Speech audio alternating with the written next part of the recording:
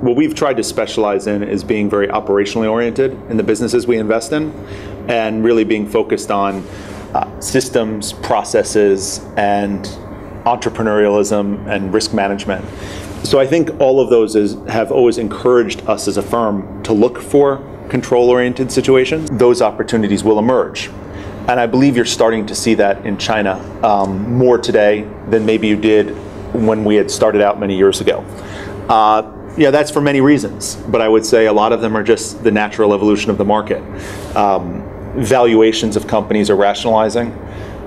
Domestic M&A is picking up. And you also have founders and entrepreneurs of businesses who are just getting old, or may have multiple businesses in their portfolio. What you're seeing, I think, is just more money comes in, more professional talent comes into private equity, and more people have more views and therefore create more types of transactions. So maybe what we're actually seeing is a shift away from a more reactive type of private equity, you know, the type of private equity that invested when opportunities were presented to it. And now you're starting to see more proactive private equity, where people actually go out and try to create transactions that are a little more tailored to their own specialization. I like to say that. I believe that we are differentiated, and I would say we're specialized. I guess the only trepidation in me saying that is that I think historically people wanted, investors, LPs wanted Chinese private equity funds to actually do what other people are doing. In other words, I always felt that it put us in a challenging situation to try to talk about being specialized.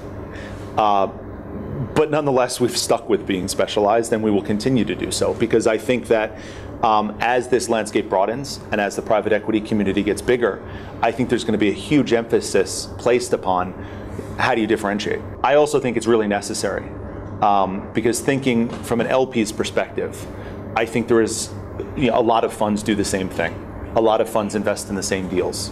So I personally think specialization from a risk management standpoint is also important. I think it has to. I think that the multiple arbitrage game made for good headlines at very selective times. I think if you're actually honest about private equity in China and you look back over the last decade, multiple arbitrage has delivered some incredible returns, but for very short periods of time and for very short windows over the past 10 years. So I think building a strategy around that, and just assuming there's still a lot of low-hanging fruit on the multiple arbitrage front, I think is foolhardy. I think that private equity will have to bring something more to the table. Private equity in China is very fragmented. Everyone's always known that. It's also small relative to the size of the economy. So on one hand, the emergence of renminbi funds have increased the penetration of private equity into the economy, but it's still small and it's still fragmented, and the RMB fund community is very fragmented. So I think that it would be misleading to say that it hasn't caused some competitive pressure. For example, there are probably some deals that are more minority or looked closer to an IPO that maybe we had looked at historically, which became untenable because of all the RMB competition. But in terms of seeing RMB funds who actually want to go in and run a company, or seeing RMB funds who actually have a stated objective of investing in deals with a 5 or a 10-year horizon, that profile of RMB fund really doesn't exist right now.